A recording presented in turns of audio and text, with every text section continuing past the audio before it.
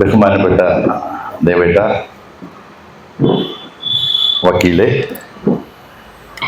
കലയിലെ പ്രിയ സ്നേഹിതരെ,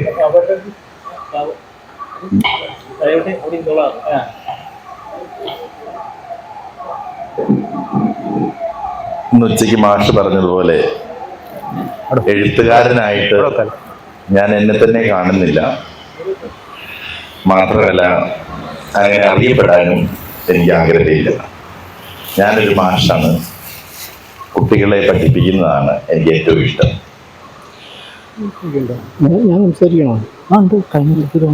പിന്നെ എഴുതുന്നത് ഹൃദയം അങ്ങ് തുറന്നിട്ട് കഴിയുമ്പോഴേക്കും ആരോടും പകയില്ലാതെ, ദേഷ്യമില്ലാതെ, കടന്നു പോകുന്ന വഴികളിൽ നമ്മളെ വേദനിപ്പിച്ചവരോട് പോലും അവർക്കും എന്തെങ്കിലുമൊക്കെ സാഹചര്യങ്ങൾ അങ്ങനെ ആയതുകൊണ്ടാവാം അങ്ങനെ സംഭവിച്ചത് എന്ന് ചിന്തിച്ചുകൊണ്ട് അങ്ങ് എഴുതുമ്പം, പിന്നെ ഞാൻ പണ്ഡിതനല്ലല്ലോ, വലിയ വലിയ കാര്യങ്ങളോ വാക്കുകളോ ഒന്നും എനിക്കറിയത്തില്ല.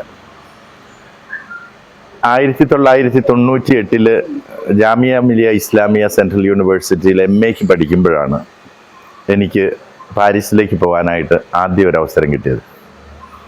അത് വളരെ ഭംഗിയായിട്ട് പുസ്തകത്തിൽ വിവരിക്കുന്നുണ്ടെങ്കിലും ഞാൻ നിങ്ങളുടെ ഒരു ക്യൂരിയോസിറ്റിയെ കണക്കിലെടുത്ത് അതിനെക്കുറിച്ചൊന്ന് പറയാം. കേൾക്കാമല്ലോ അല്ലേ? അല്ലെങ്കിൽ ഇതിന് ഉച്ചത്തിൽ സംസാരിക്കാൻ എനിക്ക് പറ്റും. ബിപിൻ ചന്ദ്രൻ കഴിഞ്ഞ 16-ാം തീയതി പറഞ്ഞതുപോലെ ഇടുക്കിക്കാർ ഒച്ചത്തിലാണ് സംസാരിക്കുന്നത്. അവരെ കാരിക്കേച്ചറൈസ് ചെയ്യുന്നു. കാരണം ആനയുണ്ടെങ്കിൽ അപ്പുറത്തെ മലയിൽ നിൽക്കുന്നവനോട് വിളിച്ചു പറയണം, ഉറക്കെ പറയണം, ആനയുണ്ട് കേട്ടോ എന്ന് പറഞ്ഞാൽ എല്ലാവരും കേൾക്കുമോ? അവന് കുത്തിച്ചാവും. അതുകൊണ്ട് ഉറക്കെ വിളിച്ചു പറയണം. അപ്പൊ ഞാനൊരു കാടനായ മനുഷ്യനാണ്. അതുകൊണ്ട് ഒച്ചത്തിൽ സംസാരിക്കണമെങ്കിൽ കൂടുതൽ ഉച്ചത്തിൽ സംസാരിക്കാം. അപ്പൊ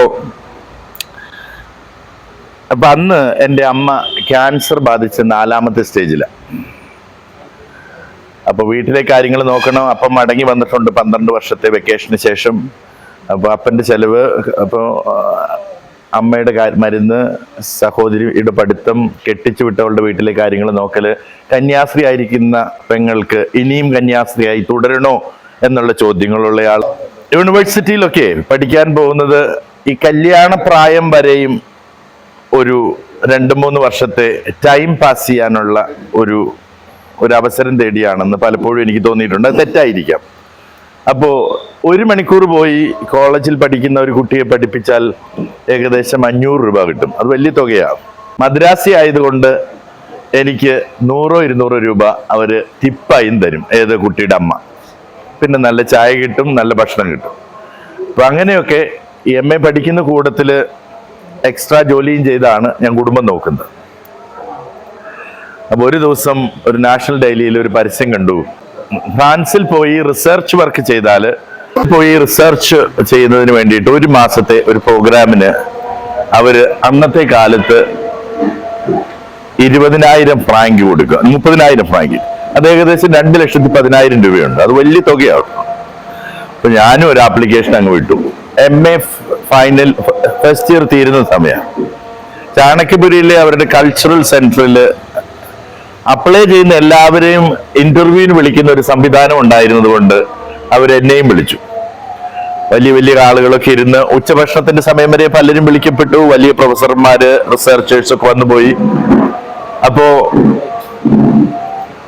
ഈ എന്നെ മാത്രം വിളിച്ചില്ല. അപ്പൊ പോകുമ്പം ഇന്ത്യക്കാരനായ ഒരു ഉദ്യോഗസ്ഥൻ പറഞ്ഞിട്ട് പോയി, ഇതൊരു ഫോർമാലിറ്റിക്ക് ഇവിടെ അപ്ലൈ ചെയ്യുന്ന എല്ലാവരെയും ഇന്റർവ്യൂവിന് വിളിക്കുന്ന, താങ്കൾ ഇവിടെ ഇരുന്നിട്ട് കാര്യമില്ല എന്ന് പറഞ്ഞിട്ടാണ് അവർ കഴിക്കാൻ പോകുന്നത്.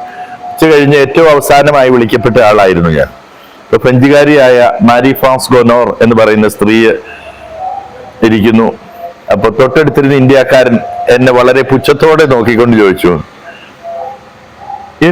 we are looking forward to people with experience to go abroad, and you haven't even taken a flight in your life. Then how come we imagine that you would be able to go and do the work we expect, and you don't have any experience? നമുക്ക് പിന്നെ എന്നാണെങ്കിലും വേറെ നഷ്ടപ്പെടാനൊന്നും ഇല്ലല്ലോ. കിട്ടിയാലെന്നുള്ളത് അയാൾ ഉച്ചയ്ക്ക് പോയപ്പോഴേ നമ്മൾ പറഞ്ഞു മനസ്സിലാക്കി. പിന്നെ ഇപ്പൊ ഇയാള് പൊതുവേദിയിൽ വെച്ച് നമ്മളെ ഇന്റർവ്യൂ ബോർഡിന്റെ മുമ്പിൽ വെച്ച് തന്നെ നമ്മൾ വലിയ സംഭവം അല്ലെന്ന് പറഞ്ഞ് മനസ്സിലാക്കി. അപ്പൊ പിന്നെ നമുക്ക് നഷ്ടപ്പെടാനൊന്നും ഇല്ല. ഒരു ദിവസം പോയി. ആ വകയിൽ നമുക്ക് ട്യൂഷനിൽ നല്ല പൈസ നഷ്ടം വന്നിട്ടുണ്ട്. അപ്പോൾ ആ സ്ത്രീ എന്നോട് ചോദിച്ചു, don't you have anything to say about it? അപ്പൊ നമുക്ക് പറയാലോ, if nobody gives me any opportunity I will never have an experience. Why don't you give me an opportunity to try this? Give me $200, send me with my ticket, and when I return with my research report, if you are not happy, don't give me any money. Send somebody else and pay your money. ആ ദിവസം ആ സ്ത്രീ പറഞ്ഞു, deal. അതാണ് ജീവിതം ഇങ്ങനെ മാറിയത്. അത് കഴിഞ്ഞ് ഞാൻ തിരിച്ചു വന്നു, പിന്നെയും പോയി, ഒക്കെ നല്ലതായിരുന്നു. യഥാർത്ഥത്തിൽ അത് പറയാനുള്ള കാരണം, ദാരിദ്ര്യവും കഷ്ടതകളും ഒക്കെ പറഞ്ഞ് എന്നെ വായിക്കുന്ന എല്ലാവരെയും ഇരുന്ന് കരഞ്ഞോളൂ എന്ന് പറയാനുള്ളതല്ല കമ്പളികണ്ഠത്തെ കൽപ്പരണികൾ. എനിക്ക് ആ ദാരിദ്ര്യം ഇഷ്ടമില്ല, എനിക്ക് ആ വിശപ്പ് ഇഷ്ടമില്ല, എനിക്ക് അനുഭവിച്ച വേദനകളൊന്നും ഇഷ്ടമില്ല. എന്റെ അമ്മയെ എന്റെ മുമ്പിൽ വെച്ചൊരു വേശ്യ എന്ന് പറഞ്ഞ് വിളിച്ച സമൂഹത്തിന്റെ ആ മുന്നിൽ ജീവിക്കുന്നത് എനിക്ക് ഇഷ്ടമില്ല. പിന്നെ എന്തിനാണത് എഴുതിയത്? അതെഴുതിയത് ഇന്ന് ചെറിയ ചെറിയ വേദനകൾക്ക് മുമ്പിൽ, ഇന്ന് വിരുന്ന് മേശകളുടെ ആർഭാടത്തിലിരിക്കുമ്പോൾ നമ്മുടെ കുട്ടികള് അല്ലെങ്കിൽ നമ്മുടെ ചെറുപ്പക്കാര്, എന്തിന് നമ്മുടെ പ്രായമുള്ളവർ തന്നെ നിരാശയിലേക്ക് പോവുക, അവർ മരിക്കുക, അവർക്ക് പ്രതീക്ഷകളില്ല. പക്ഷെ എനിക്കെപ്പോഴും പ്രതീക്ഷ, എനിക്കിപ്പോഴും ഭക്ഷണമാണ് ഏറ്റവും ഇഷ്ടം. അതുകൊണ്ട് ഇന്ന് ശ്രദ്ധിച്ചില്ലേ, നിങ്ങളിപ്പോ ഈ കലയുടെ മീറ്റിംഗ് കൂടുമ്പോൾ അത്യാവശ്യം ചർച്ചയൊക്കെ കഴിഞ്ഞിട്ടല്ലേ കാപ്പി വിളമ്പുന്നേ? വക്കീലിനറിയാം ഞാൻ വയലന്റ് ആകും, അതുകൊണ്ട് വക്കീൽ ആദ്യമേ കാപ്പിയും വടയും വിതരണം ചെയ്തു എന്ന് പറഞ്ഞു. കാരണം ബാബുവിന്റെ കൺട്രോൾ പോകും, ഭക്ഷണം അവിടെ ഇരിക്കുമ്പോൾ പിന്നെ എനിക്ക് സംസാരിക്കാൻ പറ്റില്ല. അപ്പോ ഞാൻ ജീവിക്കുന്നത് ഭക്ഷണം കഴിക്കാൻ വേണ്ടി മാത്രമാണ്. എനിക്ക് ഭക്ഷണം കഴിക്കുന്നത് ജീവിക്കാൻ വേണ്ടിയാണെന്നുള്ള തള്ളൊന്നും താല്പര്യമില്ല. നല്ല ഭക്ഷണം കിട്ടുന്ന എല്ലാം ഞാൻ കഴിക്കും. കാരണം ഈ കുർബാനയിലൊക്കെ ആണെങ്കിലുവേ ഇവർ പറയുന്നത് ദരിദ്രർ ഭക്ഷിച്ച് തൃപ്തരാകുന്ന. കാരണം എന്താ, അവരറിഞ്ഞുകൊണ്ടിട്ടതാ, ഈ സമ്പന്നരായി കഴിഞ്ഞാൽ പിന്നെ കൊളസ്ട്രോൾ ഉണ്ട്, ഷുഗർ ഉണ്ട്, പ്രഷർ ഉണ്ട്, അപ്പൊ തൃപ്തിയോട് കൂടി കഴിക്കാൻ സാധിക്കില്ല. അപ്പൊ ഈ പുസ്തകം കമ്പളികണ്ഠത്തെ കൽഭരണികൾ എന്നുള്ളത് ഞാൻ എഴുതണം എന്നുള്ള സ്വപ്നം വരുന്നത് ഒരു 2021-22 കാലത്തിന്റെ തുടക്കത്തിൽ, 22-ന്റെ തുടക്കത്തിൽ. അപ്പോ ചെറുപ്പത്തിലെ എഴുതാൻ ഇഷ്ടമായിരുന്നു. അപ്പൊ അന്നേരം പോയി എഴുതി, എന്റെ ഒളിച്ചോടി പോകുന്ന ഒരു ചരിത്രം 10ാം ക്ലാസ് കഴിഞ്ഞാൽ അന്നേരം ഞാൻ 2 നോവൽ എഴുതി മംഗളത്തിലാണ് പോകുന്നത്.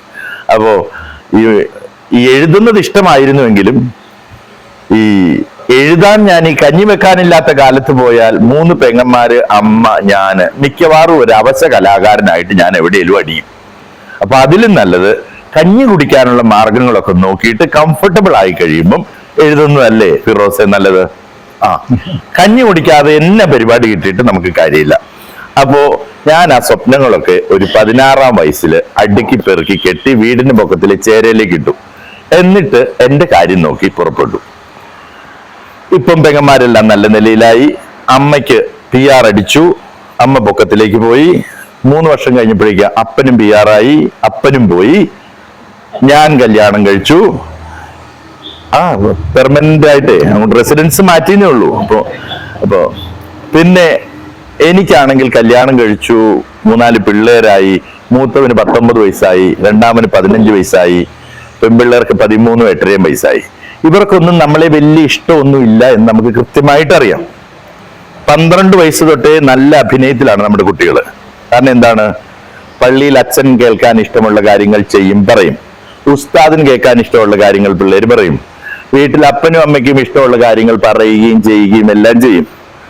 പിന്നെയോ സഹോദരങ്ങൾക്ക്, നാട്ടുകാർക്ക്, എല്ലാവർക്കും കേൾക്കാൻ ഇഷ്ടമുള്ള കാര്യങ്ങൾ 12 വയസ്സ് തൊട്ട് അവർ KPSC പിള്ളേരാ, ഫുൾ അഭിനയമാണ്. അപ്പൊ യഥാർത്ഥത്തിൽ ഈ പിള്ളേരൊക്കെ വിദേശത്തേക്ക് പഠിക്കാൻ പോകുന്നതിനാ +2 കയറുന്ന പിള്ളേർ പറയാ, പപ്പ ഇവിടെ ഒന്നും ഒരു ഫ്യൂച്ചറും ഇല്ല, എനിക്ക് പുറത്ത് പോകണം, ഓസ്ട്രേലിയയിൽ പോകണം, UK പോകണം, എല്ലായിടത്തും പോകണം. എന്തുകൊണ്ടാ? പിള്ളേര് മടുത്തു അഭിനയിച്ച്. വർഷം 6-7 അഭിനയം തുടങ്ങിയിട്ട്. ഇവിടുന്ന് രക്ഷപ്പെട്ട് അവരുടെ ജീവിതം നയിക്കാനായിട്ടാണ് ഇവർ പുറത്തേക്ക് പോകുന്നത്. നമ്മുടെ വിദ്യാഭ്യാസ മന്ത്രി പഠനങ്ങൾ നടത്തിയിട്ട് കാര്യമുണ്ടോ എന്തുകൊണ്ടാണ് കുട്ടികൾ പോകുന്നത്? ഈ ഒരൊറ്റ കാര്യമുള്ളൂ, പിള്ളേർ അഭിനയിച്ച് മടുത്തു. സമൂഹം നൽകാത്ത സ്വാതന്ത്ര്യം, സമൂഹം അനുവദിക്കാത്ത അവരുടെ വ്യക്തി തീഷ്ണതകൾ, ഇതെല്ലാം വലിയ പ്രശ്നം. അപ്പം പറഞ്ഞു വന്നത്, ഈ എനിക്ക് അന്ന് എഴുതാൻ സാധിക്കാത്തത്. അപ്പൊ സ്വപ്നം എന്താണേലും എഴുതാം. അപ്പൊ ഈ പിള്ളേരൊക്കെ നമ്മളെ ഒട്ടി നിൽക്കുന്നത് എന്നാണെന്നറിയോ? പിള്ളേർ, എന്റെ പിള്ളേര്, ഞാൻ അതിനെയൊന്നും ഉറക്കത്തിൽ പോലും വിശ്വസിക്കില്ല. എനിക്ക് അവരെല്ലാം ഇഷ്ടമാണ്. അവർ വളർന്നു പൊക്കോട്ടെ, നമുക്ക് സന്തോഷം. നമ്മൾ അവരെ കെട്ടിപ്പിടിച്ച് കിടക്കും, എല്ലാ ഇഷ്ടങ്ങളും ഉണ്ട്. പക്ഷെ ഇവരെല്ലാം കള്ളന്മാരും കള്ളികളുമാണ്, അഭിനയിക്കുന്നുണ്ടെന്നേ. നമ്മുടേതാണ് അഭിനയത്തിന്റെ ലീഡർഷിപ്പിലാണ് അവര്. അപ്പോ നമ്മൾ എന്നെ കാണണ്ടേ? കുറച്ച് നാൾ കഴിയുമ്പോൾ ഈ 50 വയസ്സായി കഴിഞ്ഞ് പിന്നെ നമുക്ക് കിട്ടുന്ന സമയമെല്ലാം എൻ്റെ ഒരു ബോണസാണ്.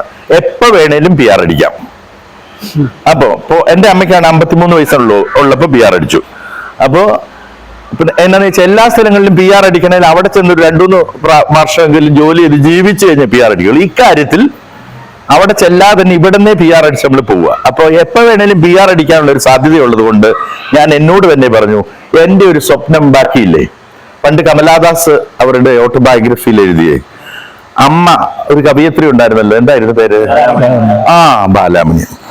ബാലാമണി അമ്മ ഈ ഗാന്ധി കറങ്ങി നടന്ന കാലത്തെ, ഏത് വെണ്ടി മാർച്ചൊക്കെ കഴിഞ്ഞേച്ച് എല്ലാവരോടും പറഞ്ഞു, എല്ലാവരുടെയും പട്ടുസാരി ഇങ്ങ് തരിക, സ്വർണ്ണമാല ഇങ്ങ് തരിക. എന്നിട്ട് എന്തിനാ? രാജ്യത്തിന്റെ സ്വാതന്ത്ര്യത്തിന് വേണ്ടി പണമെല്ലാം ഉപയോഗിക്കണ്ടേ? ആ പുള്ളിക്കാരി ഈ സാധാ സാരിയിലേക്ക് മാറി ഇതെല്ലാം കൊടുത്തു. അബോധാവസ്ഥയിലായിരിക്കും ഇവിടെ എന്ത് വിളിച്ചു കയറും?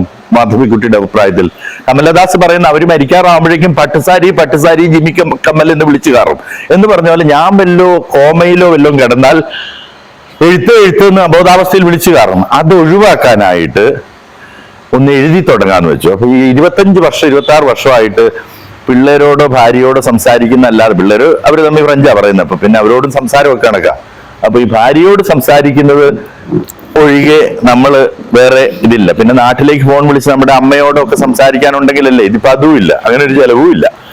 പിന്നെ ഈ ഉപയോഗിക്കാത്ത ഭാഷയിൽ ഞാൻ എഴുതിയാൽ എത്രമാത്രം അത് ഭംഗിയാകും, സ്വീകരിക്കപ്പെടും എന്നുള്ളൊരു പേടിയുള്ളത് കൊണ്ടും, പിന്നെ വേറെ ചിന്തിക്കണം, അത് അറിയത്തില്ല എന്ന് പറയുന്നത് ഇപ്പോഴത്തെ ഒരു ക്രെഡിറ്റ് ആണ്. എനിക്ക് ഇംഗ്ലീഷാണ് കൂടുതൽ നന്നായിട്ട് അറിയാവുന്നത്, മലയാളത്തിൽ പറയുമ്പോൾ കൂടുതൽ ഇംഗ്ലീഷാണ് വരുന്നത് എന്ന് പറയുന്നതും ഒരു ക്രെഡിറ്റ് ആയിരിക്കുന്ന ഒരു കാലഘട്ടത്തിൽ ഇംഗ്ലീഷിൽ എഴുതുന്നതാണ് കൂടുതൽ നല്ലത് എന്ന് കരുതി ഇംഗ്ലീഷിലും ഫ്രഞ്ചിലും ഒക്കെ എഴുതി തുടങ്ങുമ്പോൾ എന്റെ മനസ്സിലേക്ക് വന്നു, ഈ നന്ദികുന്നേൽ മേരിയുടെ മകനായിട്ട് ജനിച്ചു വളർന്ന് ഇവിടെ എത്തിയ എനിക്ക് ഇതുവരെ ആരും എത്തിച്ചേരാത്ത ഏത് തലത്തിലാണ് എത്താൻ പറ്റുന്നത് മരിക്കുമ്പോഴേക്കും എന്നൊരു ചിന്ത വന്നു.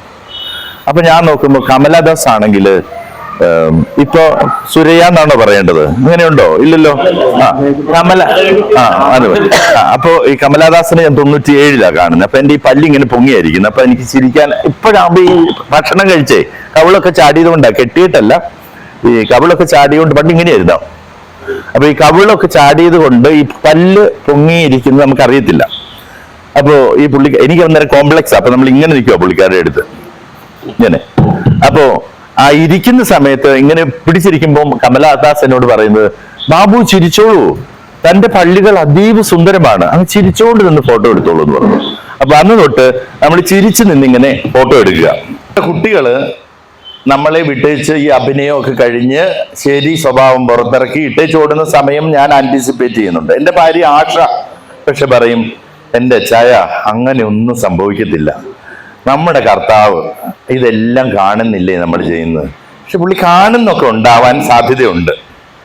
ഇനിയിപ്പൊ ആഷയ്ക്ക് കർത്താവാണെങ്കിൽ അവിടെ കുറുങ്കവിതയ്ക്ക് അള്ളാഹു ആയിരിക്കും, പിന്നെ ഇപ്പുറത്തിരിക്കുന്ന രാമേന്ദ്രൻ വക്കീലിന് കൃഷ്ണനായിരിക്കും. ഇതൊന്നും കുഴപ്പമില്ല.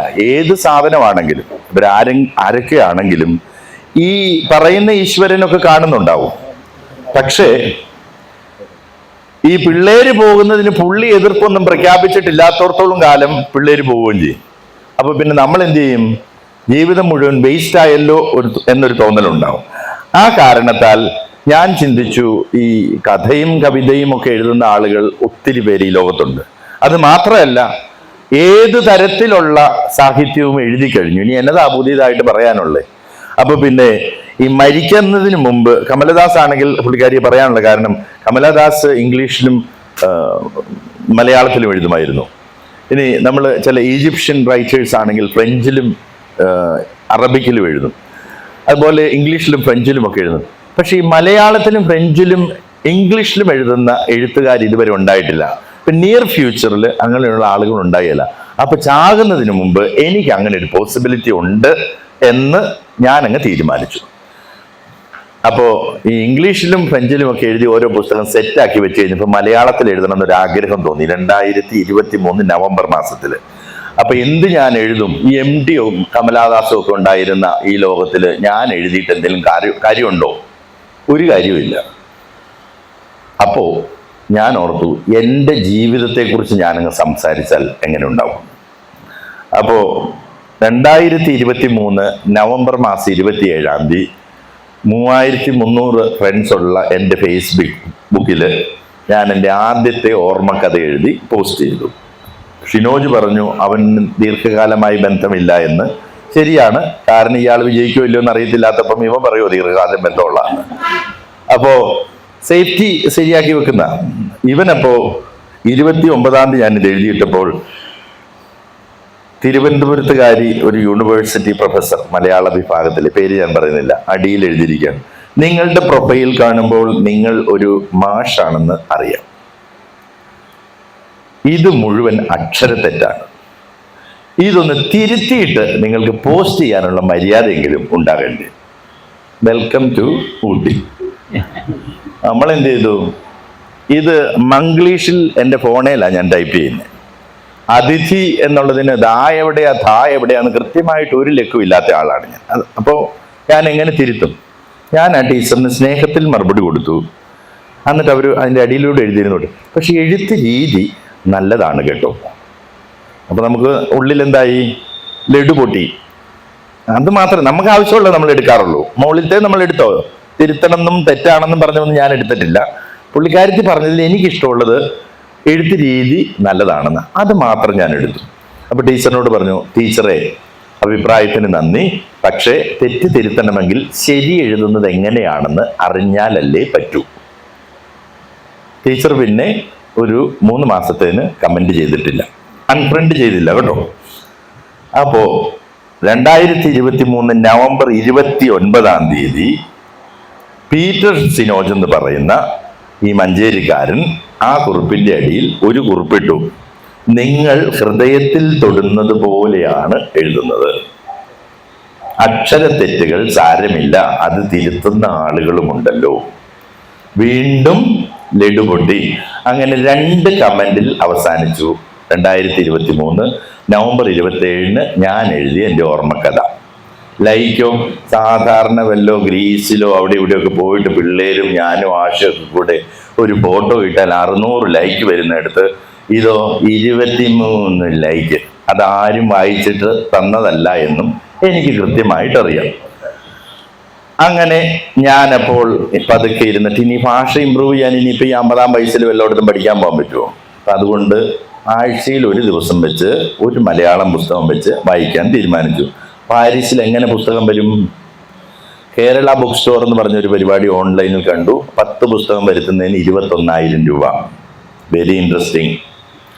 അപ്പം അതൊക്കെ കൊടുത്ത് സാധനം വരുത്തി ഞാൻ ആഴ്ചയിൽ ഒരു മലയാളം പുസ്തകം വെച്ച് വായിക്കാൻ തുടങ്ങി.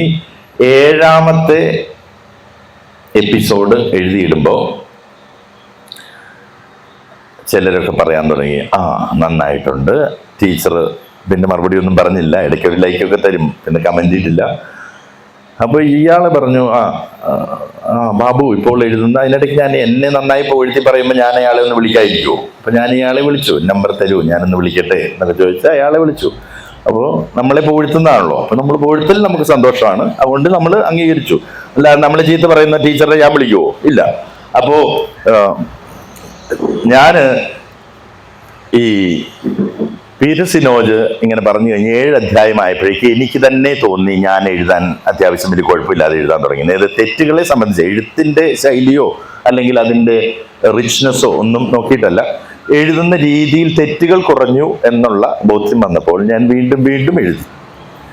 ഡിസംബറിൽ 2023 ഡിസംബറിൽ ഞാൻ അവധിക്ക് വരുമ്പോൾ ആ സമയത്ത് ഇയാൾ എനിക്കൊരു മെസ്സേജ് വിട്ടു, ഞാൻ നീ എഴുതുന്നതൊക്കെ ഇവിടെ അടുത്തൊരാളെ ഈ മഞ്ചേരിയിൽ കാണിച്ചു. അതൊക്കെ ഇടുക്കി കിടക്കുന്ന എനിക്ക് മഞ്ചേരിയിലുള്ളവരാണ് എഴുത്ത് കൊള്ളാമെന്ന് പറയുന്നത്. ഞാൻ പിന്നെ ഇടുക്കിക്ക് പോവുമോ? അല്ലാതെ ഇവനോടുള്ള ഇഷ്ടത്തിനല്ല 2024 ജനുവരിയിൽ ഞാൻ മഞ്ചേരിക്ക് വന്നത്. അത് കേട്ടിട്ട് നിങ്ങളുടെ കലയിൽ ഒരാൾ പറഞ്ഞു, നമ്മുടെ ബഹബൂബിക്കായാണ്, ഇദ്ദേഹത്തിന്റെ എഴുത്തിന് ആത്മാവുണ്ട്. ഞാൻ നിലത്ത് നിൽക്കുമോ, തുള്ളിച്ചാടി. ഈ തുള്ളിച്ചാടി ഞാൻ എന്ത് ചെയ്തു, നീ വീട്ടിലുണ്ടോ, ഞാൻ അതിലേ വരുന്നു എന്ന് പറഞ്ഞ് ഞാനും എൻ്റെ ഭാര്യയുമായിട്ട് വന്നു. അവരുടെ വീട്ടിൽ വരുന്നു, അവർ നമുക്ക് കഴിക്കാൻ തരുന്നു, പുറത്ത് പോയി ഡിന്നർ കഴിക്കുന്നു. നല്ലൊരു അടിപൊളി റെസ്റ്റോറൻ്റ് ആയിരുന്നു കേട്ടോ അത്. അപ്പോൾ ഇതൊക്കെ കഴിഞ്ഞ് മെഹബൂബിക്കായി കാണുന്നു. അതിൻ്റെ പിറ്റേ ദിവസം ഞങ്ങൾ ഈ KLF പോകുന്നു. ഭയങ്കര സംഭവം. MT അവിടെ സംസാരിക്കുന്നു. ഇതൊക്കെ കണ്ട് കുറച്ച് കഴിഞ്ഞപ്പോഴേക്ക് ഈ സാഹിത്യ സ്റ്റാളുകളിൽ ഈ ചർച്ചകൾ അതൊക്കെ എനിക്ക് ഭയങ്കര ബുദ്ധിമുട്ടാണ്. അപ്പോൾ അത് നമ്മളിങ്ങനെ നോക്കി ഭയങ്കര വലിയ കാര്യങ്ങളാണ് പറയുന്നത്. അവർ പറയുന്ന പല വാക്കുകളും എനിക്ക് തിരിയുന്നില്ല, കാരണം നമുക്ക് അതിനുള്ള ജ്ഞാനം ഉണ്ടോ. അപ്പോൾ അതിൻ്റെയൊക്കെ അർത്ഥം അറിയണേ ഞാൻ വല്ല ഡിക്ഷണറി ആയിട്ട് വെച്ച് നടക്കണം. ഭയങ്കര കട്ടിയായിട്ടാണ് എല്ലാം പറയുന്നത്. ഞാനൊരു 1 മണിക്കൂർ നിന്നപ്പോൾ പറഞ്ഞു നമുക്കിനി ഭക്ഷണം കഴിക്കാം. KLF നിന്ന് എനിക്ക് ഏറ്റവും കൂടുതൽ കിട്ടിയത് നല്ല ഫുഡായിരുന്നു. അവിടെ നിന്ന് കഴിച്ചത് നമ്മൾ ആ കയറുന്ന സൈഡ്, ആ കടൽത്തീരത്തിൽ കയറുമ്പോൾ റൈറ്റ് സൈഡിൽ നല്ല ഫുഡായിരുന്നു. ഞാൻ നന്നായി എൻജോയ് ചെയ്തു ആ KLF. അത് പിന്നെ വേറൊരിടത്ത് ഞാൻ സാഹിത്യത്തിന് പോയിട്ടില്ല. അവനും ഉണ്ടായിരുന്നു, ഉണ്ടായിരുന്നു. അവനും കഴിച്ചു, നന്നായിട്ട് കഴിച്ചു. ഞാൻ തുറന്ന് പറയും, അവനിതൊന്നും പറയുന്നില്ല. പക്ഷേ ഭക്ഷണമാണ് മെയിനായിട്ട് നമ്മുടെ ജീവിതത്തിൽ പ്രധാനപ്പെട്ടത്. അപ്പോ ഈ നമ്മൾ കണ്ടെത്തിയ യങ് മാൻ, അയാളുടെ പേര് ഞാൻ മറന്നു, ഇരിക്കട്ടെ എന്തെങ്കിലും, അദ്ദേഹം പിന്നെ നമുക്ക് മറുപടി ഒന്നും തന്നില്ല. തിരുത്തി കറക്റ്റൊക്കെ ചെയ്യണ്ടേ. അപ്പൊ അന്ന് എഴുതുമ്പോഴുള്ള തെറ്റ് എന്ന് പറയുന്നത്, മെയിനായിട്ടുള്ള തെറ്റ്, വന്നു ചേർന്നു എന്നെഴുതിയാൽ മംഗ്ലീഷിൽ ഫോണേലാണ് ഞാൻ എഴുതുന്നത്. ഞാൻ ഒരു ഭാഷയിലും പേന കൊണ്ട് എഴുതാറില്ല, എല്ലാം ടൈപ്പ് ചെയ്യുമല്ലേ. ഇത് മലയാളത്തിന് എൻ്റെ കമ്പ്യൂട്ടറിൽ പറ്റില്ല, അതുകൊണ്ട് ഈ മംഗ്ലീഷിൽ എഴുതുക. അപ്പോൾ വന്നു ചേർന്നു എന്നുള്ളതിന് വന്നു ചേർന്നു എന്നേ വരുള്ളൂ. അതിനകത്ത് അന്നേ കാലത്ത് എൻ്റെ മംഗ്ലീഷിന് നു എന്ന് വരികയല്ല, ന് എന്നേ വരുള്ളൂ. ഇതിലേതോ ഒരെണ്ണം. അപ്പോൾ എഴുതി 36 അധ്യായവും തീർത്തപ്പോഴും ഈ പ്രശ്നമുണ്ട്. അപ്പം അത് തിരുത്തി അതിനായിട്ടൊരു പ്രൂഫ് റീഡറെയൊക്കെ വെച്ചു. അപ്പോൾ ഈ പോസ്റ്റ് ചെയ്തു തുടങ്ങുന്ന കാലത്ത് നമ്മൾ എഴുതിയാൽ എന്താകും? അത് നമ്മളുടെ ഒരു മരുഭൂമിയാണ്, അല്ലേ? എഴുത്തിൻ്റെ തുടക്കത്തിലെ മരുഭൂമിയിൽ ഞാൻ കണ്ടുമുട്ടിയ ഒരു പ്രവാചകനാണ് ഷിനോജ്. ഇത് കഴിഞ്ഞ് ഒരു 14 അധ്യായവും 15 അധ്യായവും 17 അധ്യായം എഴുതി കഴിയുമ്പോൾ ഞാൻ ഒരിക്കലും കണ്ടിട്ടില്ലാത്ത ഒരു മായ ടീച്ചർ, ഒരു തൃശ്ശൂരുകാരി, ഈയിടെ ഞാൻ അവരെ കാണുന്നത്.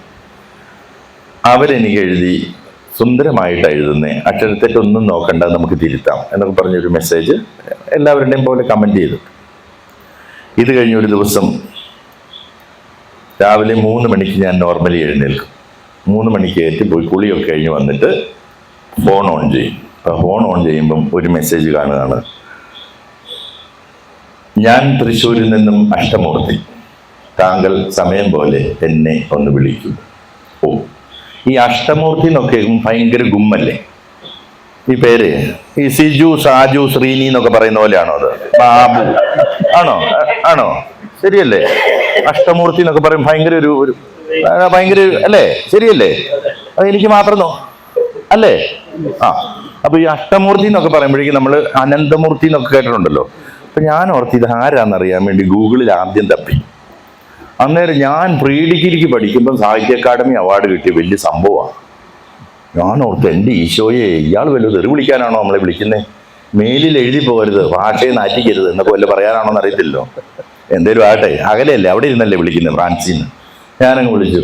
ഞാനേ തൊടിയിൽ ഇച്ചിരി നടക്കാൻ ഇറങ്ങിയതാ, ബാബു ഒരു അരമണിക്കൂർ കാത്തിരിക്കുമോ? ഞാൻ അങ്ങോട്ട് വിളിക്കാം. ഓ, അപ്പൊ എനിക്ക് തോന്നി കുഴപ്പമില്ല, അടിപിടി ഒന്നും ഉണ്ടാവില്ല. അപ്പൊ അഷ്ടമൂർത്തി ഇങ്ങനെയൊക്കെയുള്ള വലിയ സംഭവമായിട്ട് നമ്പൂരിയാണല്ലോ. അപ്പോൾ ഞാൻ ഓർത്ത് ഇവരൊക്കെ ഭയങ്കര സംഭവമായതുകൊണ്ട് നമ്മൾ ഇങ്ങനെയൊന്നും സംസാരിക്കുന്ന പോലും പ്രതീക്ഷയില്ല. അപ്പോ അരമണിക്കൂർ ആകുന്നതിന് മുമ്പ് അദ്ദേഹം വിളിച്ചു. എത്ര സുന്ദരമായിട്ടാണ് താൻ എഴുതുന്നത്. ആഹാ, ഞാൻ ഓർത്ത് എന്നെ കളിയാക്കുന്നതാണ്. ഞാനത് 10-17 എണ്ണം വായിച്ചു. താനതെല്ലാം ഇങ്ങനെ അയക്കൂ.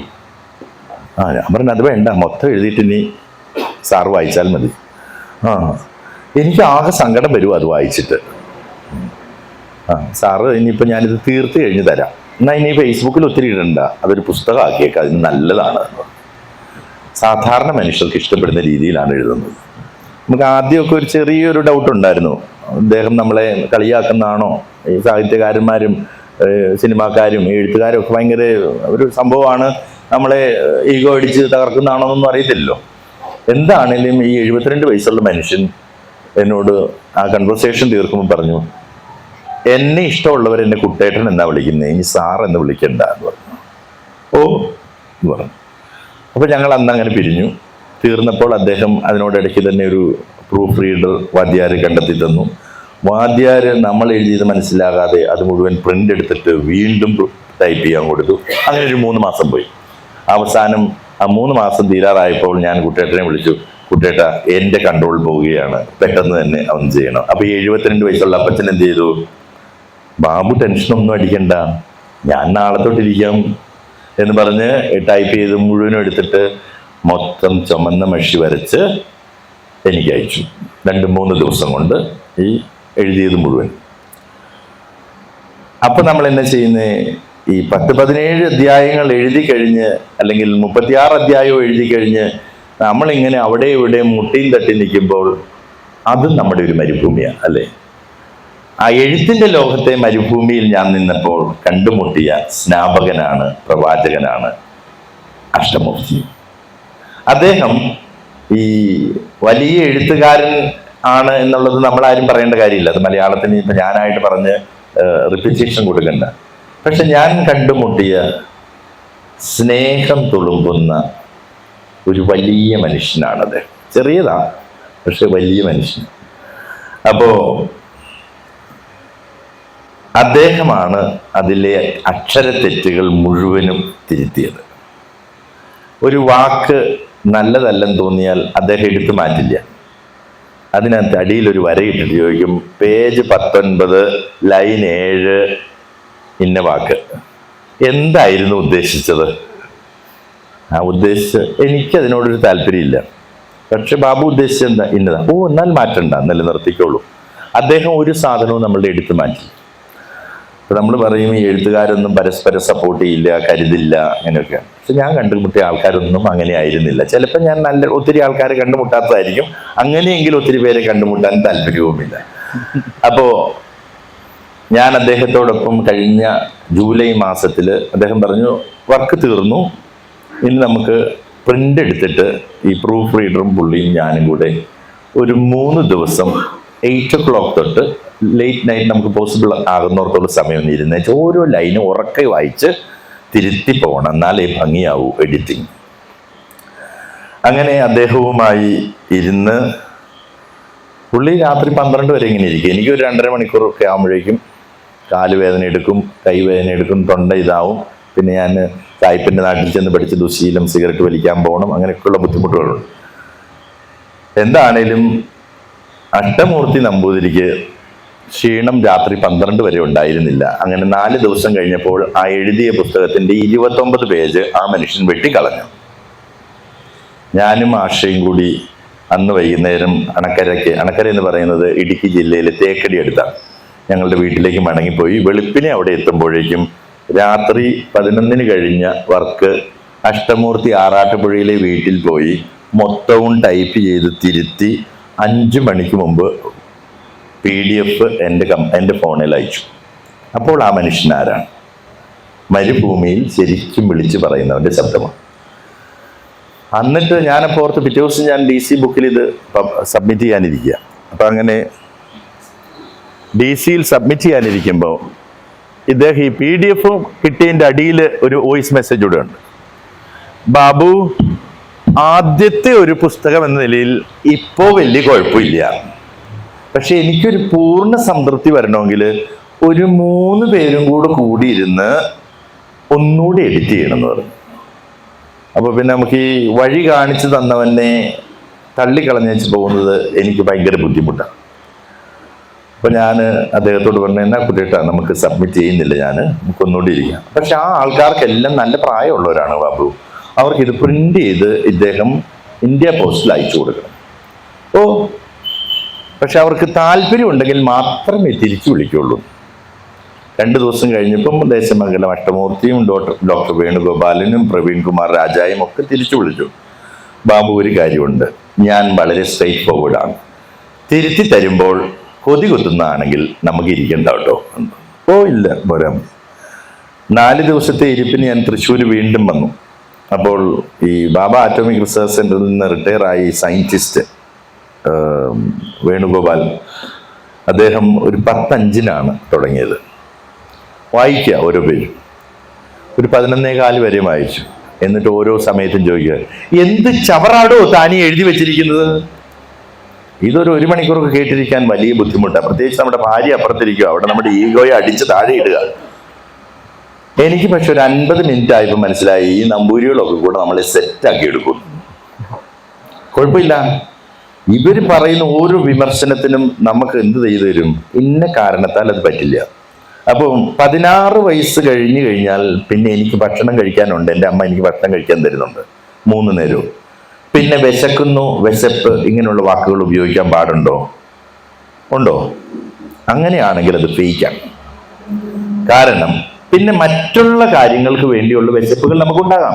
പക്ഷെ ഭക്ഷണത്തിനുള്ള വിശപ്പിനെ കുറിച്ച് പിന്നീട് പറഞ്ഞാൽ അതിന്റെ അർത്ഥം വിശപ്പിനെ കുറിച്ച് ചിന്തിക്കുമ്പോൾ കരയുന്നവരെ കൊണ്ട് എൻ്റെ അക്ഷരങ്ങൾ വായിപ്പിച്ച് ഹിറ്റാക്കണമെന്ന ഉദ്ദേശത്തിലാണ് വിശപ്പ് എന്ന വാക്ക് ഞാൻ ഉപയോഗിക്കുക. അതുകൊണ്ട് കഞ്ഞി കുടിക്കാൻ ഉണ്ടായിക്കഴിഞ്ഞാൽ പിന്നെ വിശപ്പിനെ കുറിച്ച് പറയരുത്. പിന്നെ വേറെ ഒത്തിരി വിശപ്പുകൾ നമുക്കുണ്ട്, അതിനെക്കുറിച്ച് നമുക്ക് സംസാരിക്കാം. സോ ഈ തിരുത്തലുകൾ ഒരു 3 ദിവസം നീണ്ടു. വീണ്ടും തിരുത്തലായി 47 പേജ് കൂടി അടിച്ചു കളഞ്ഞതിന് ശേഷമാണ് അങ്ങനെ ആദ്യത്തെ 29 പേജും പിന്നത്തെ 47 പേജും പോയതിനു ശേഷം മിച്ചമുള്ളതാണ് കമ്പളികണ്ടത്തെ കൽഭരണികൾ.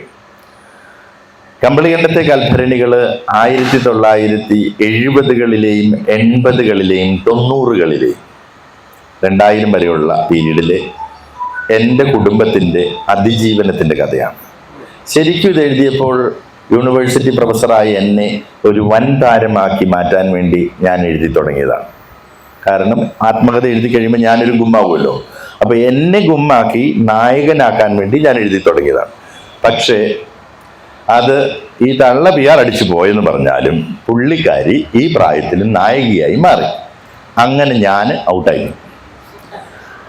അപ്പൊ നമ്മൾ ഈ പുസ്തകത്തിൽ ഒരു സാക്ഷി പോലെയാണ് ഇരിക്കുന്നത്. അമ്മ നായികയായി മാറി. അപ്പൊ അങ്ങനെ ഇരിക്കുമ്പോഴാണ് ഈ ജൂലൈ മാസം ഓഗസ്റ്റ് മാസത്തിലോ മെസ്സഞ്ചറിൽ ഞാൻ അവധിക്ക് വരുമ്പോൾ ഒരു മെസ്സേജ് വരുന്നു, താങ്കളുടെ നമ്പർ ഒന്ന് തരാമോ, ഞാൻ മാതൃഭൂമിയിൽ നിന്നാണ് എന്ന് പറഞ്ഞ ഒരാളിനെ വിളി. ഞാൻ പറഞ്ഞു, ഇല്ല, മാതൃഭൂമി ആണ്, നമുക്ക് എങ്ങനെ അറിയാം? രാത്രിയിൽ നമുക്ക് ഉറക്കം വരാതിരുന്നപ്പോൾ ഒരു സീട്ട് വിളിക്കാൻ തുടങ്ങിയപ്പോഴാണ് ഈ മെസ്സേജ് വരുന്നത്. അപ്പൊ ഇവൻ ആരാന്ന് നമുക്കറിയത്തില്ലല്ലോ. ഞാൻ പറഞ്ഞു, മെസ്സഞ്ചറിലും വിളിക്കാമല്ലോ, താങ്കൾ വിളിച്ചോളൂ. അപ്പൊ പറഞ്ഞു, ഞാൻ അഖിൽ ശിവാനന്ദ്, താങ്കൾ ഞങ്ങൾക്ക് മാതൃഭൂമിയിലൊന്ന് താങ്കൾ ഓൺലൈനിൽ എഴുതാമോ? ഇപ്പോൾ പുസ്തകം കൊടുത്തല്ലോ, ഇനിയിപ്പോൾ എങ്ങനെയാണ് എഴുതുന്നത്? അപ്പോൾ അതൊന്നും കുഴപ്പമില്ല, നിങ്ങൾ ഡീറ്റെയിൽ ആയിട്ട് അങ്ങ് എഴുതിക്കോളൂ, ഞങ്ങൾക്ക് താല്പര്യമാണ്. അപ്പോൾ അന്നേരം ഈ ഫേസ്ബുക്കിൽ മാത്രം എഴുതി നിൽക്കുന്ന ആളുകൾക്ക് എഴുത്തിൻ്റെ ലോകത്തിൽ വളരണമെങ്കിലും വായിക്കാൻ ഇഷ്ടമുള്ളവരുടെ അടുക്കിലേക്ക് എത്തുകയും ചെയ്യണമെങ്കിൽ ആ മരുഭൂമിയിലും ഒരു പ്രവാചകൻ വേണം. അങ്ങനെ വന്നതാണ് അഖിൽ ശിവാനന്ദ്. ഞാൻ ഈ DC ബുക്കിൽ ഇത് അയക്കുന്നു. അപ്പം ഞാൻ ഈ ഫേസ്ബുക്കിൽ എഴുതി തുടങ്ങിയപ്പോൾ പാർവതി എന്ന് പറയുന്ന ഒരു എഡിറ്റർ അവിടെ ഉണ്ടായിരുന്നു. അപ്പോൾ ആ കുട്ടി എനിക്കൊരു മെസ്സേജ് എഴുതി, ഇത് പുസ്തകമാക്കുന്ന കാലത്ത് ഞങ്ങൾക്ക് തരണേന്ന്. അതുകൊണ്ട് കടിഞ്ഞൂൽപ്പൊട്ടനായ ഞാൻ അഷ്ടമൂർത്തിയും മറ്റുള്ളവരും മാതൃഭൂമി കൊടുത്താൽ മതി എന്ന് പറഞ്ഞപ്പോൾ ഞാൻ പറഞ്ഞു, അങ്ങനെ ചെയ്യാൻ പറ്റില്ല, എത്തിക്കലി ഇൻകറക്റ്റ് ആണ്, ഞാനിത് അവിടെ കൊടുക്കും. ആ കൊച്ചിനോട് വാക്ക് പറഞ്ഞില്ലേ പാർവതിയോട്. അപ്പോൾ ഞാനിത് അവിടെ DC അയച്ചു കൊടുത്ത് പിറ്റേ ദിവസം പാരീസിന് പോകുന്നതിന് മുമ്പ് പ്രിന്റ് എടുത്ത് അവർക്കൊരു പ്രിന്റഡ് വേർഷൻ വേണമെന്ന് റൂളുണ്ട്. അവിടെ ചെല്ലും പറയാം, 5 ദിവസം മുമ്പ് പാർവതി ഖത്തറിന് ഇവിടുന്ന് ജോലി നിർത്തിപ്പോയി, പിന്നെ നമുക്ക് എന്ത് ചെയ്യാൻ പറ്റും? തിരിച്ചെടുക്കാൻ പറ്റില്ല. 2 ആഴ്ച കഴിഞ്ഞപ്പോൾ എന്നെ അവർ വിളിച്ചിട്ട് പറഞ്ഞു, പുസ്തകം സ്വീകാര്യമാണ്, പക്ഷെ ഇവിടുത്തെ ഡിലേ 2 വർഷം തൊട്ട് 2.5 വർഷം വരെയാണെന്ന് പറഞ്ഞു. താങ്ക് യു വെരി മച്ച് എന്ന് പറഞ്ഞു. അപ്പോൾ ഞാൻ കുട്ടേട്ടനെ വിളിച്ചിട്ട് പറഞ്ഞു, കുട്ടേട്ടാ ഇങ്ങനെ ഒരു ഡിലേ ഉണ്ടെന്നാ പറഞ്ഞു. നിന്നോട് അന്നേ പറഞ്ഞല്ലായിരുന്നു അവിടെ കൊടുക്കണ്ടെന്ന്. Very good. അപ്പോൾ പറഞ്ഞു, ഞാൻ വേണേ നൗഷാദിനെ വിളിച്ച് പറയാം. അങ്ങനെ ചെയ്യരുത്. ഒരു നൗഷാദിനെ വിളിച്ച് പറഞ്ഞിട്ട് എൻ്റെ പുസ്തകം എടുത്താൽ എനിക്കതിനെക്കുറിച്ച് അഭിമാനം ഉണ്ടാവില്ല. എൻ്റേത് നോർമൽ പ്രൊസീജിയറിൽ സ്വീകരിക്കപ്പെടുന്നുവെങ്കിൽ ആണ് ചെയ്യേണ്ടത്. അങ്ങനെ നൗഷാദിൻ്റെ നമ്പർ ചെയ്തു. ഞാൻ ഇദ്ദേഹത്തിന് നൗഷാദ് സാറിന് ഒരു മെസ്സേജ് അയച്ചു. എങ്ങനെ, അവിടെ നമ്മളൊരു മരുഭൂമിയിലാണ്, എനിക്ക് താങ്കളോടൊന്ന് സംസാരിക്കണമെന്നുള്ളൊരു പുസ്തകത്തെക്കുറിച്ചാണ്, എപ്പോഴാണ് സൗകര്യമെന്ന് പറഞ്ഞാൽ നല്ലതായിരുന്നു, ഇപ്പോൾ വിളിച്ചോളൂ എന്ന് പറഞ്ഞു നൗഷാദ്. അപ്പോൾ നമ്മളങ്ങ് വിളിച്ചു. ഇപ്പോൾ ഈ മാതൃഭൂമി ബുക്സിൻ്റെ ഒക്കെ തലവനൊക്കെ ആകുമ്പോഴേക്കും ഇച്ചിരി ഹെഡ് വെയിറ്റ് ഒക്കെ ഉള്ള ഒരാളാണല്ലോ. ഈ മനുഷ്യൻ അധികം സംസാരിക്കുന്നുമില്ല, വളരെ സൗമ്യനായി വളരെ അളന്നു തൂക്കി കുറച്ച് മാത്രം സംസാരിക്കുന്ന ഒരാൾ. താങ്കൾ ഒരു കാര്യം ചെയ്യൂ, ഇതെനിക്ക് ഇങ്ങോട്ട് അയക്കൂ, ഞാൻ നോക്കിയിട്ട് കൊള്ളാവോന്ന് പറയാം.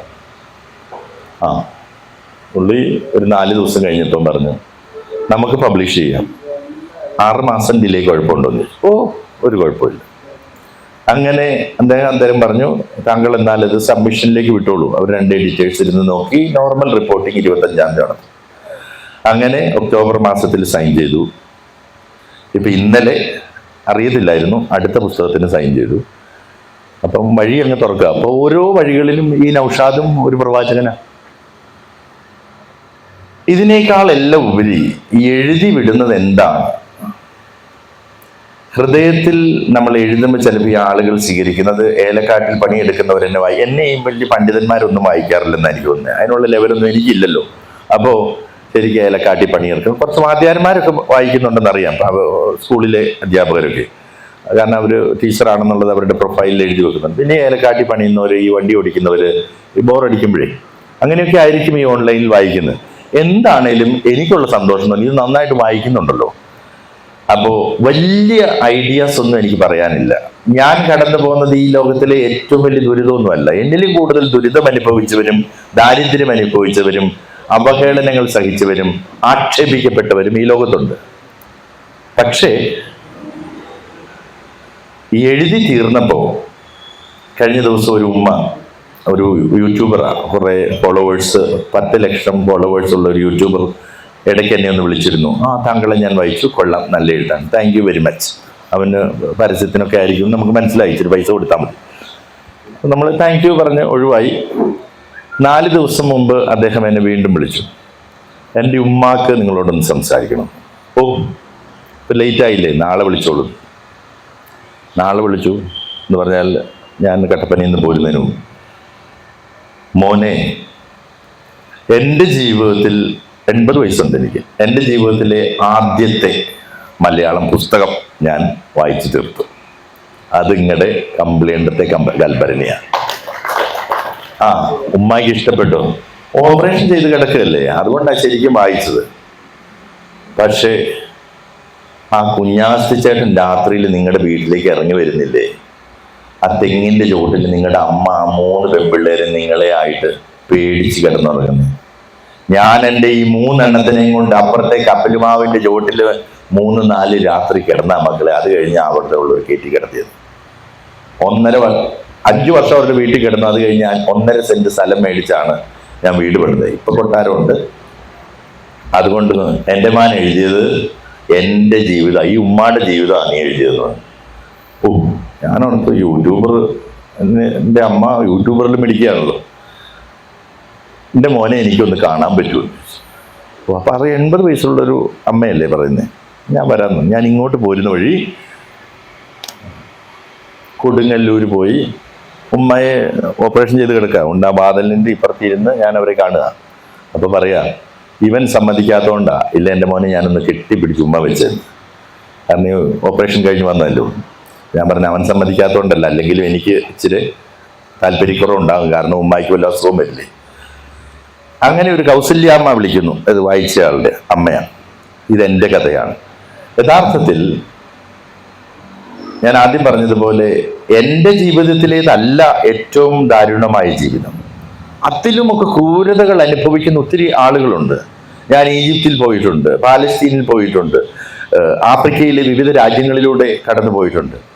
അവിടെയൊക്കെ അനുഭവിക്കുന്ന ദുരന്തങ്ങൾ ഞാൻ അന്ന് അനുഭവിച്ചതിലും എൻ്റെ സഹോദരങ്ങൾ അനുഭവിച്ചതിലും ഒക്കെ വലിയ ദുരിതങ്ങളാണ്. ഞാൻ ഡൽഹിയിൽ 2 വർഷക്കാലം ജീവിച്ചു. ഞാൻ ബീഹാറും ഈ ഉത്തർപ്രദേശിന്റെ വിവിധ ഭാഗങ്ങളും ഒക്കെ കടന്നുപോയതാണ്. അവിടെയൊക്കെ ഒത്തിരി ദുരിതങ്ങളുണ്ട്. ഇപ്പോൾ ഉണ്ടോയെന്ന് എനിക്കറിയത്തില്ല. ഇപ്പൊ ഡൽഹിയൊക്കെ നല്ല വളവളാണ്, നല്ല അടിപൊളി വഴിയും മെട്രോയും ഒക്കെയാണ്. പക്ഷേ ഞാൻ എഴുതുമ്പം വായിക്കുന്ന വ്യക്തിക്ക് അവരുടെ ജീവിതത്തിന്റെ ഒരേടെങ്കിലും അതിനകത്ത് കാണാൻ സാധിച്ചാൽ എന്നാൽ മാത്രമേ പ്രതീക്ഷ നൽകുന്ന അക്ഷരമായിട്ട് എനിക്ക് വരാൻ പറ്റൂ. എൻ്റെ അക്ഷരങ്ങൾ വായിക്കുന്നവന് പ്രതീക്ഷ നൽകണമെങ്കിൽ അവൻ്റെ ജീവിതത്തിൻ്റെ, അവളുടെ ജീവിതത്തിൻ്റെ ഒരു ഭാഗം ആ അക്ഷരങ്ങളിൽ കാണണം. ഇല്ലെങ്കിൽ എന്നെ തോന്നുന്നു, പാവം ബാബു, പാവം മേരി, പാവം കുട്ടികൾ. നോ, അത് ഔട്ട്സ്റ്റാൻഡിംഗ്ലി ലാസ്റ്റിംഗ് അല്ല. അതൊരു കുറച്ച് നാളത്തെ തോന്നുന്ന സിമ്പതിയാണ്. നമ്മളെ കാണാൻ പറ്റുമ്പോൾ നമുക്ക് പ്രതീക്ഷയുണ്ടാവും, ഓ ഇതൊന്നും വലിയ പ്രശ്നമല്ല. ചിലപ്പോൾ ഒരു തോന്നലായിരിക്കും, ഭർത്താവും ഭാര്യയും തമ്മിൽ ചിലപ്പോൾ ഒരു വഴക്കുണ്ടാകും. അതൊക്കെ ഉണ്ടാകുന്നില്ലെങ്കിൽ അത് ആർട്ടിഫിഷ്യലാണ്. അപ്പോൾ ഷിനോജ് ഭാര്യയോട് പറയും, നീ പോയി ചാക്, ഞാൻ മടുത്തു. അങ്ങനെയൊന്നും നിങ്ങളൊന്നും പറയല്ല, ഞാനൊക്കെ പറയും. അപ്പോൾ ഞങ്ങളൊക്കെ അങ്ങനെ പബ്ലിക്കായിട്ട് വഴക്കുണ്ടാക്കുന്നവർ. അപ്പോൾ ഞാൻ ഇവിടെ ജീവിച്ചതിലും കൂടുതൽ വർഷം പാരീസിൽ ജീവിച്ചില്ലേ, അതുകൊണ്ട് ചിലപ്പോൾ ഈ സായിപ്പിൻ്റെ കൾച്ചറിലൊക്കെ ഇച്ചിരി കണ്ടീജിയസ് ആയതാവാം. അപ്പോൾ അന്നേരം പുള്ളിക്കാരത്തേക്ക് ചിലപ്പോൾ ആ ഒരൊറ്റ നിമിഷത്തിലൊരു തോന്നൽ പോലെ, ഓ എന്നാലും ഇവന് ഇത്രയും കാലം കൂടെ കഴിഞ്ഞിട്ട് ഈ എല്ലാം വൃത്തികെട്ട വർത്താനമാണ്. ആ തോന്നുന്ന നിരാശയിൽ ഈ പേജുകളിൽ ഒന്ന് കടന്നു പോകുമ്പോൾ പ്രതീക്ഷയുണ്ട് എന്ന് തോന്നുന്നതാണ് ഈ അക്ഷരങ്ങൾ വായനക്കാർക്ക് കൊടുക്കേണ്ട ഇമ്പം. പിന്നെ ഈ സാഹിത്യവും പരിപാടിയൊന്നും നമുക്ക് വലിയ പിടിയില്ല. പണ്ഡിതനായിട്ട് എഴുതാനുള്ള യാതൊരു സാധ്യതകളും ഒരു ഭാഷയിലും എന്നെ കൊണ്ടാവില്ല. പിന്നെ ഉള്ളതെന്ന് പറഞ്ഞാൽ നമുക്ക് ഈ നമ്മുടെ ചുറ്റും കാണുന്ന, ഇപ്പൊ കരോളിനെ നമ്മൾ കാണുക, അപ്പോൾ അവൾ ചിരിക്കുന്നത്, അവൾ നടക്കുന്നത്, അവൾ മിണ്ടുന്നത്, അവൾ അഭിനയിക്കുന്നത്, ഷിനോജിൻ്റെ ഒക്കെ എടുത്തേ, അതെല്ലാം നമ്മൾ നോട്ട് ചെയ്യും. എന്നിട്ട് നമ്മളൊക്കെ ഇപ്പൊ സംസാരിക്കുന്ന ഭാഷയില്ലേ, അതിൽ സംസാരിക്കുന്നതാണ് നമുക്കിഷ്ടം. ഈ എന്താ പറയാ, ഞാൻ ഇന്നലെ തൃശ്ശൂരിൽ നിന്ന് പോരും ആ പെരുമ്പിലാവ് എത്തിയപ്പം ഞാൻ ഓർത്തു, അവിടെ ഈ ഓട്ടോക്കാരന്റെ ഓർമ്മകൾ എന്ന് പറയുന്ന ഒരു പുസ്തകം എഴുതി, ഓർമ്മക്കുറിപ്പോ അല്ലേ, സുധീറിന്റെ വീടിന്റെ അടുത്തൂടെ വന്നപ്പോ ഞാൻ നേരെ ഓർത്തു, ഇവനെ അങ്ങ് വിളിച്ചു. അത് എന്തുകൊണ്ടാണെന്ന് ചോദിച്ചാൽ, അവനൊരു സാധാരണ ജീവിതം നയിക്കുന്ന ഒരു എഴുത്തുകാരനാണ്. എഴുതണം എന്ന് സ്വപ്നം കാണുന്ന ഒരാളാണ്, എഴുതി തുടങ്ങിയ ആളാണ്. അപ്പോൾ ഏതാനും നാളുകൾക്ക് മുമ്പ് അവനെക്കുറിച്ചൊരു തെക്കൻ കേരളത്തിലെ ഒരു കവയിത്രി, മനുഷ്യന് ഓരോ വീക്ക്നെസ്സിൽ നിന്നുണ്ടാവുന്ന ഈ എന്നാ പറയുന്നതിന്, ഓട്ടോ ഓടിക്കുന്നവർ എഴുതുന്നു, പെയിന്റ് അടിക്കുന്നവൻ എഴുതുന്നു, ഇതൊന്നും സാഹിത്യമല്ല, ഇതെല്ലാം ചവറാണ് എന്ന് പറഞ്ഞ് പബ്ലിക്കായിട്ട് അവഹേളിക്കും. ഞാൻ അതിൻ്റെ ഇടയിൽ എഴുതിയിരുന്നു, ഞാൻ പ്രൊഫസറാണോ, നിങ്ങൾ ടീച്ചറാണോ, നിങ്ങൾ വക്കീലാണോ എന്നുള്ളതിനകത്ത് കാര്യമില്ല, എഴുത്ത് എന്ത് എന്ന് മാത്രമാണ് വിലയിരുത്തേണ്ടത്. അപ്പോൾ ആ പെരുമ്പിലാവ് എന്നുള്ള സ്ഥലം ഞാൻ ആദ്യമായിട്ട് കേൾക്കുന്നതാണ്, കാണുന്നതാണ്. അപ്പോൾ അവിടെ വന്നപ്പോൾ ഞാൻ എൻ്റെ കൂടെ ഉണ്ടായിരുന്ന ജീവനോട് പറഞ്ഞു, ആ ഇവിടെ ഒരാളുണ്ടെന്ന് വിളിക്കണം. ഞാൻ വിളിച്ചു, ഒത്തിരി നേരം എടുത്തല്ലേ, സമയം പോയില്ലേ. അപ്പോൾ ഞാൻ അദ്ദേഹത്തോട് വിളിച്ചു, ഞാൻ അയാളുടെ വീട്ടിൽ കയറി ചെന്നു. അപ്പോൾ അയാളാകെ ഷോക്ക് അടിച്ചു പോയി. അപ്പോൾ നമ്മൾ ആ കെട്ടിപ്പിടിച്ചൊരു ഉമ്മയും കൊടുക്കുമ്പോൾ അത് ഭയങ്കര സന്തോഷമാണ്. നമ്മളെ വേദനിപ്പിച്ചവരെ കുറിച്ച് നമ്മൾ എഴുതുമ്പം എങ്ങനെയാണ് പുഞ്ചിരിയോടുകൂടി, കണ്ണു നിറഞ്ഞാൽ പോലും ഒരു പരിഭവവും ഇല്ലാതെ എഴുതാൻ പറ്റുന്നത്? ഹൃദയത്തിൻ്റെ വാതിലുകൾ മുഴുവൻ അങ്ങ് തുറന്നിടണം, എന്നിട്ട് അങ്ങ് എഴുതിക്ക്. അവരൊക്കെ അവരുടെ സാഹചര്യങ്ങൾ കൊണ്ടാണെന്നേ നമ്മളെ ദ്രോഹിച്ചു എന്ന് പറയുന്ന കാര്യങ്ങൾ ചെയ്തിരിക്കുന്നു. അതങ്ങനെ തന്നെ അങ്ങ് എഴുതിക്ക്, ആ ഒരു കാരുണ്യത്തോടു കൂടി എഴുതിക്ക്. അപ്പം ഈ ഓർമ്മ എഴുത്തുകളിൽ പരിഭവങ്ങൾ ഇല്ലാതാവുമ്പോൾ നമ്മൾ നമ്മുടെ കാര്യം മാത്രം പറഞ്ഞാൽ മതി, അവരെന്തുകൊണ്ട് ചെയ്തു. ഇനി പട്ടിണി എന്ന് പറയുന്ന ഒരു കാലഘട്ടത്തിന്റെ സംസ്കാരമായിരുന്നു. വിശപ്പ് എന്ന് പറയുന്നത്, നിത്യജീവിതത്തിലെ വിശപ്പ് എന്ന് പറയുന്നത് ഒരു കാലഘട്ടത്തിന്റെ ചരിത്രത്തിൽ മായ്ക്കാൻ പറ്റാത്ത സാംസ്കാരികമായ ഒരു ഫീച്ചറാണ് നമ്മുടെ സമൂഹത്തിൽ. അത് മലപ്പുറത്തായാലും ഇടുക്കിയിലായാലും കണ്ണൂരായാലും കാസർഗോഡായാലും വയനാട്ടിലായാലും എല്ലാം അങ്ങനെയാണ്. അപ്പൊ ഞാൻ ചോദിക്കുന്ന ചോദ്യം, എൻ്റെ വീടിന്റെ തൊട്ടടുത്താണ് ഷിനോജ് താമസിക്കുന്നതെങ്കിൽ, അല്ലെങ്കിൽ ശ്രീനി താമസിക്കുന്നതെങ്കിൽ, അയാൾക്ക് കഞ്ഞി കുടിക്കാനുണ്ടായിരുന്നത് എന്നൊരു കാരണം കൊണ്ട് എൻ്റെ വിശപ്പിന്റെ എല്ലാ ഉത്തരവാദിത്വം ഞാൻ അയാളിൽ ചാരണോ? എനിക്ക് വിശന്നു, എനിക്ക് ഭക്ഷണമില്ലായിരുന്നു, അത് മാത്രം പറഞ്ഞാൽ മതി. ശ്രീനി ഇളയൂറിന് കഴിക്കാനുണ്ടായിരുന്നത് എൻ്റെ ഒരു കുറവല്ല, അല്ലെങ്കിൽ എൻ്റെ ഇല്ലായ്മകളുടെ ഉത്തരവാദിത്വം അന്നുള്ളവരിലേക്ക് അടിച്ചേൽപ്പിക്കുന്നതായിരിക്കരുത് എഴുത്ത്. നമ്മുടെ ഇല്ലായ്മ നമുക്കുണ്ടായിരുന്നു, സോ വാട്ട്. ഈ ഇല്ലായ്മകളും ഒരു മരുഭൂമിയാണ്, അവിടുത്തെ വിശപ്പ് ഒരു പ്രവാചകനുമാണ്. അപ്പൊ കമ്പളി കണ്ടത്തെ കൽഭരണികൾ എന്നുള്ളത് ഒരു ബിബ്ലിക്കൽ തെമാറ്റിക്കിലാണ്. കാനായിലെ കല്യാണ വിരുന്നിൽ തീർന്നുപോയ വീഞ്ഞിന് പകരം വെള്ളം വീഞ്ഞാക്കി മാറ്റുന്ന യേശുവിന്റെ ഒരു ഇമേജറിയിൽ നിന്നാണ് ആ പേര്. കമ്പളി കണ്ടത്തെ ഞങ്ങളുടെ തൊടിയിൽ വക്ക് പൊട്ടി ചെളി പുരണ്ട് കിടന്ന 4 കൽഭരണികളുണ്ട്. ജെസ്സി, ലാലി, ബാബു, ബിന്ദു.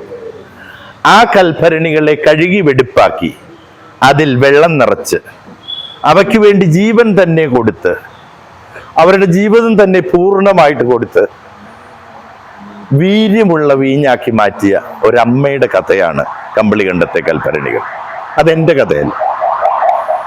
തലയ്ക്ക് മീതെ വെള്ളം പൊങ്ങി ഒഴുകുമ്പോൾ അവിടെ ഇവിടെ ആയിട്ട് ഈ വെള്ളപ്പൊക്കത്തിൽ ചെതറിക്കിടക്കുന്ന ചില ചെറിയ തടികൾ നമ്മൾ കാണും. നീന്തൽ അറിയില്ല എന്ന് പൂർണ്ണമായ ബോധ്യമുള്ള നീ ഒരിക്കലും അലമുറയിടരുത്. അതിലൊരു തടിയിൽ കയറിപ്പറ്റി അങ്ങനെ പൊങ്ങിക്കിടക്കണം. എന്നിട്ടോ കാട്ടുവള്ളികൾ ഒഴുകി വരുമ്പോൾ ചേർന്ന് കിടക്കുന്ന മറ്റൊരു തടിയോട് ചേർത്ത് വെച്ച് നീ അതിനെ കെട്ടണം. എന്നിട്ട് നീളമുള്ള മറ്റൊരു കമ്പ് വെച്ച് തുഴഞ്ഞ് തീരമെത്തുമ്പോൾ ദൂരത്തേക്ക് പോകുമ്പോൾ നിന്റെ മനസ്സിലുണ്ടാവേണ്ടത് അവിടെ എത്തിച്ചേരുമ്പോൾ ഉണ്ടാകുന്ന സന്തോഷമായിരിക്കണം. അത് നിനക്ക് കൂടുതൽ ഊർജം തരും. തീരമെത്തിക്കഴിയുമ്പോൾ ആ ചങ്ങാടത്തെ നീ വീണ്ടും ആ പുഴയിലേക്ക് തള്ളിവിടണം. അപ്പോൾ മുങ്ങിപ്പോകാമായിരുന്ന ആരെങ്കിലുമൊക്കെ അതിൽ കയറി രക്ഷപ്പെടും.